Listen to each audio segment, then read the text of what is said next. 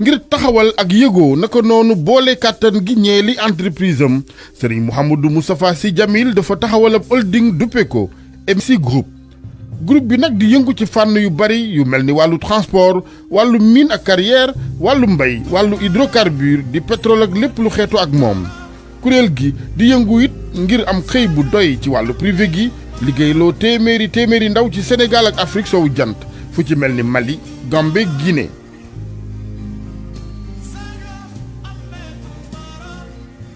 ca diwaanu Thiès ak nag ni fa askan wi dugalee loxoom bu baax ci lépp luy jëmmal ay projet am rawatina fu ci mel ni Ngunjaan ak Xombal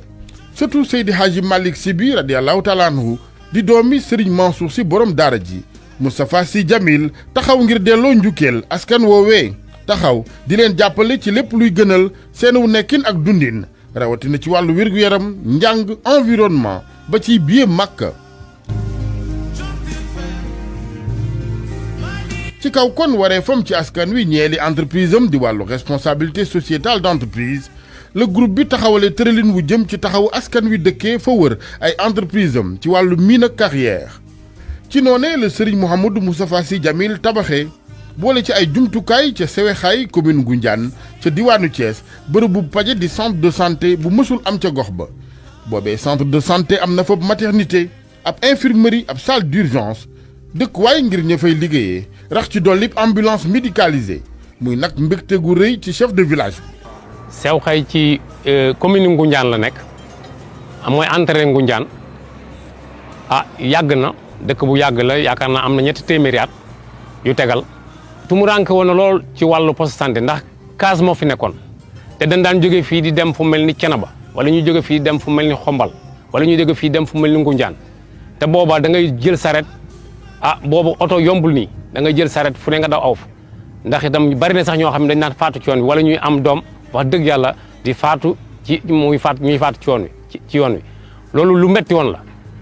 ba nga xamante ni fi mu toll lii population bañ ko tàmbalee léegi chaque jour ñu ngi ciy wax kañ lay àgg ba yàlla indi ko ci lii Djamil itam mos cee teg ba mu tàmbali ak léegi mos cee teggi loxoom mi ngi kii à tout moment loolu ñun ñu rafetlu ko depuis boobu mu ñëw itam ne du ma fii bi indi benn entrepreneur yéen dëkk bi maçon yi nekk ci dëkk bi yéen a koy liggéey bëggul itam kenn def ci dërëm ku dul moom loolu ñun dañ cee bëgg vraiment suñu mbëgte fa mu àgg sax ak population bi seen mbëgte fa mu àgg ñun mun ñu koo mesurer ndax ku ma ci taseel li muy ñaanal Djamil ci xolam la koy tibbee vraiment ci xolam la koy tibbee kontaan nañ trop ci moom. Moustapha Sy Djamil la mu saxoo mooy saa su ne di ne ci biir askan wi xam na nuy dundee ak la cay jafe-jafe ngir indi cay saafara ci sutura gu mat sëkk di ko soxna Jaxate Gueye fàttale moom soxna si xamee ci njëlbeeni projet yi ak sëñ Moustapha Sy Djamil seede ne lépp ci sutura gu mat sëkk la koy defee. bi nga def xamee ni yàlla def nañu defal ko may ko carrière bi defal ko délibération bi bari na njariñ yoo xam ne jur na ko avant muy def lii njariñ yi mu njëkk a jur rek mooy dikk bi mu doon dikk di jël nit ñi mu jafe woon lool ndax goudron amu fi woon oto Djamil yi ñoo fi doon jaar di dem ak yeneen oto carrière yi mais moom moo njëkk a nekk ko ki nekk yóbbaale jigéen ñi ñu dem wàllu ji Ngoundiane dem dugg marché faju ji Ngoundiane dellu si waat Djamil bokk na ci njëkk a def loolu. beneen bi ci des mooy Djamil dafa ñëw njëkk a dugal loxoom ci éducation maanaam jàppale jàngalekat yi ci wàllu kaye waaye jàppale tamit jàngalekat yi ci wàllu tabax ay salle de classe waaye dugal loxoom tamit ci santé ndax fii ci poste de santé bu Ngoundiane yóbbu na fa ambulance maye fa ay lal tabax ay classe réceptionné ko Djamil génnewul loxoom ci lépp lu commune Ngoundiane jaaxle woon mbaa mu jafe dafa ñëw yombalal leen lépp Djamil ñëw na ci commune Ngoundiane lépp luy nit ku feebar Djamil yëg ko otoom jël na la yóbbu la Dakar wala Thiès wala Xombal Djamil def na loolu Djamil jël na ay nit di leen jëndal ay ordonnance Djamil def na loolu fii ci dëkk bi waaw di leen jëndal ay ordonnance Djamil def na ko kon Djamil loxoom ni mu ko dugalee ci santé du dafa ndig ba war a tabax poste de santé soog a dugal dafa jëkk a dugal loxoom ci santé ba mu saf sàpp ci ñun moo tax bu defee lii ñun bettuñu ñëpp rafetlu nañ ko ndax doomu sëriñ la nag mënoon naa toog rek di laaj addiya Djamil da doon sol kap ak jiin dugg ci oto bi buñ ne kan mooy Djamil ñu ne kii ñu ne non ma ni leen moom la dafa wàcce boppam liggéey ñaq moom la Jamil xam. ñaanal bokk ñun tamit yow. ah ñu ñaanal ñu. waaw sëriñ baa ngi ci biir xalifa baa ngi ci biir. ma yow bon te ñaanal ñu rek. déedéet xalifa bi ma nga ne ci biir ma nga ci kër ga. bu mag bu ndaw beeg bu mag bu yëpp benn la. xam nga ni ñoom xamuñu man xam naa la xam naa la. ñaanal ñu rek waay si waali. ay waay ñaanal ñoom moom xamalu woon man xam naa ko. bismillah.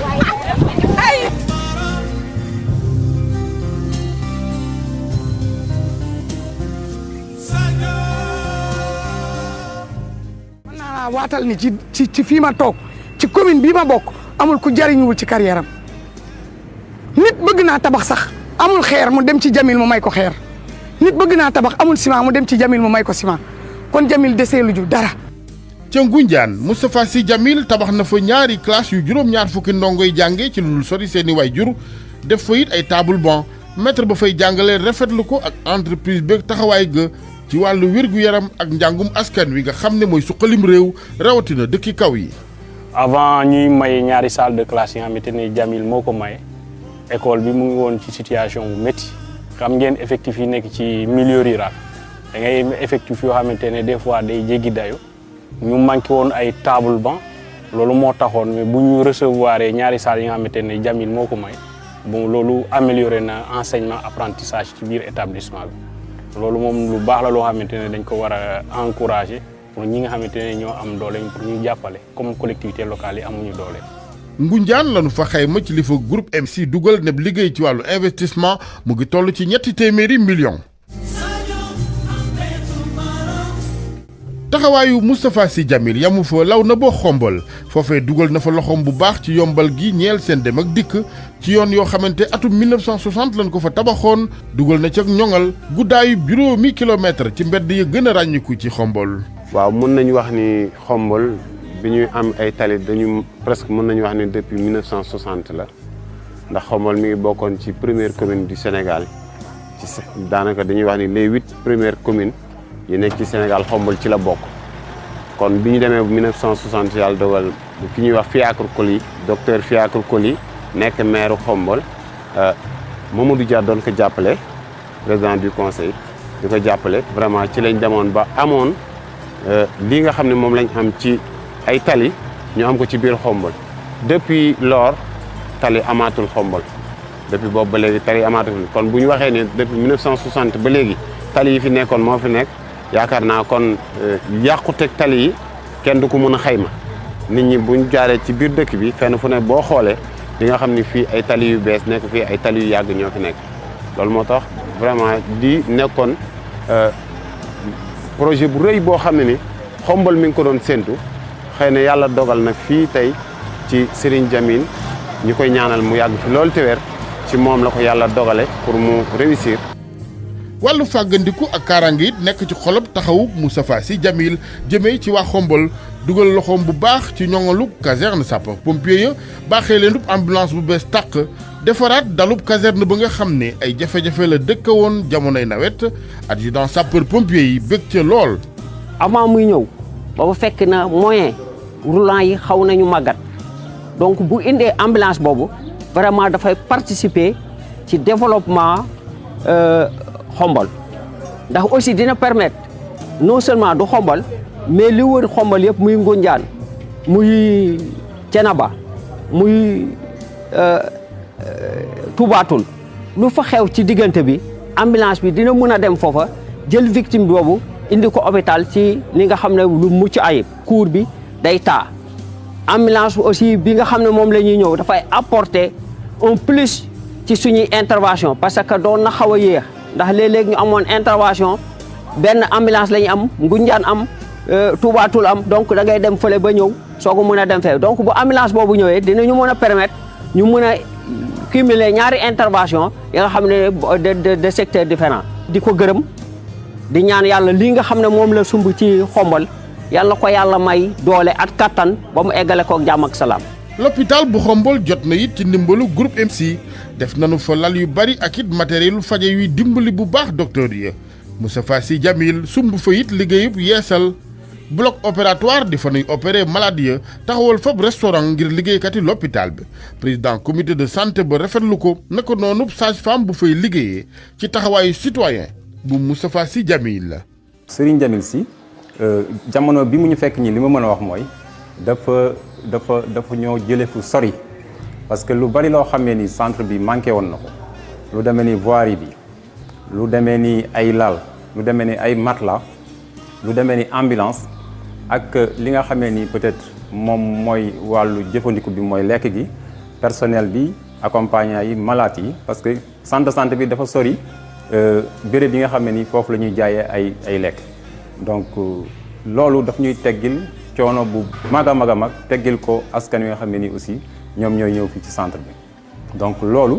mu nekk loo xam ne nii boo ko boolee lépp lu am solo la loo xam ne nii dafa bokk ci li nga xam ne moom mooy doxal këru wér-gi-yaram rawatina bloc opératoire bi nga xam ne nii boobu aussi ñoo ngi ciy dox di ci wax comme ni ñu ko waxee aussi dafa laaj ñu gëstu ci ak ñi nga xam ne ñoom ñoo ay techniciens à ce que aussi ñu mën a cibler matériaux yi nga xam ne nii moo mën a nekk ci bloc bi. apport boobu mën na fi jur dara parce que ku ne xam na ni c'est le centre de référence comme c'est le centre de référence maanaam poste de santé yi nga xamante ne ñoo wër district bi fii la ñuy faral di référer bu ñu amee jafe-jafe moo xam guddi moo xam bëccëg kon tey jii nii mën nañu ak à travers ce matériel qu'on a sur place vraiment qualité des soins bi dafay gën a améliorer donc foofu c'est la lutte contre la mortalité bi ñu doon wax dafay feeñ parce que dañu am équipement bi war yëpp sur place pour vraiment liggéey ci anam yi ñu ko santaane.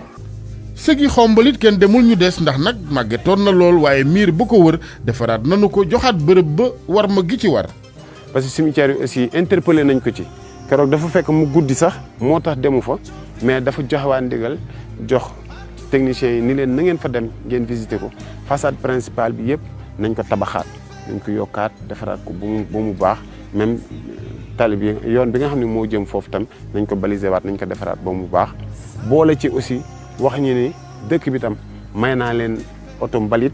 mi ngi ci yoon bi di ñëw ak beneen auto vidange moom tamit boole na ko ci li nga xam ne moom la war a def ci dëkk bi. ci wàllu taxawook liggéey lanu xayma ne investissement bu groupe MC ci Xombol mu ngi toll ci juróomi téeméeri millions.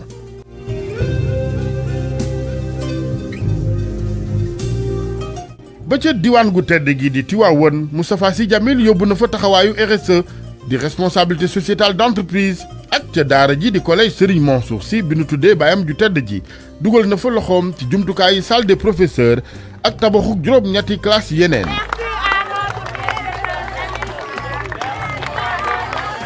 bi collège bi implanté woo njabootu Serigne Mansour Sy yëgee loolu ñu wane nu seen contenté ñu daal di réagir si saa si Djamil ñëw fi en première visite daf fi jëkk ñëw xool daal di am lu mu nu digal mu ñëwaat fi nag daal di ni immédiatement da kay door bi mu ñëwee sama personnel bi nga xamee ne ñoo may accompagner ñu ànd ci liggéey bi nekkoon dans des situations yu xaw metti ndax xale yi de seen nombre day yokk parce que dañu bëgg xale yépp ci biir école yi ce qui fait que table banc yi manqué woon xawoon sooxe léegi ñoom fi nu waroon toog li ñuy amee di ci toog seen liggéey dañu jël yépp jox ko xale yi ñoom dañuy taxaw pendant des heures di kii bi ma ñëwee loolu laa jëkk wax Djamil dama ko wax rek mu daal di réagir daal di nuy équiper salle des professeurs bi gis ngeen que léegi bi ngeen duggee ni mu mel mu nekk salle bu mën accueillir ku mu mënti doon mu daal di yokk ci loolu ñëw ni daf nuy tabaxal juróom-ñetti salle de classe te bu koy def daf koy def mu mel naka li nekk ci biir école bi déjà ndax li fi nekk déjà patrimoine bu nu tabax la tabax bu macha allah mu ni bu neexee yàlla lu ko rombul bu deful lu ko romb du def lu ko yées ñu daal di ñëw foog ni sax lu ñuy différer la dina ñëw plus tard waaye dafa ni si saa si lan koy daal di door te ni mu ko waxee woon ni noonu la amee déjà matériel beeg lépp ñëw na sunu xel dal na xam nañ ni door nañ ko te dinañ ko yeggale incha allah di ñaan yàlla ñun ñëpp ñu fekk que pour le bénéfice de ces apprenants là. Tivaouane liggéey bi nepp investissement ñeel groupe MC ñu ngi ko fa xayma ci ñaari téeméeri millions. Moustapha Sy Djamil ñu mës ko xamee sutura ak làqu ci lépp luy ay yëngoom di rek dëggal kàddu yi ku tedd ki Serigne Cheikh Ahmed Tidiane Sy Al Maktoum mi daan wax ne donn sa baay donn sa jamono ko gën askan wi it delloo ko lool cofeelam ak yërmande gi ñuy rek ñaan sunu borom jàppale ko ci lépp luy liggéeyam ngir mu mën di taxaw bu baax askan wi di askan wu ko soxla lool.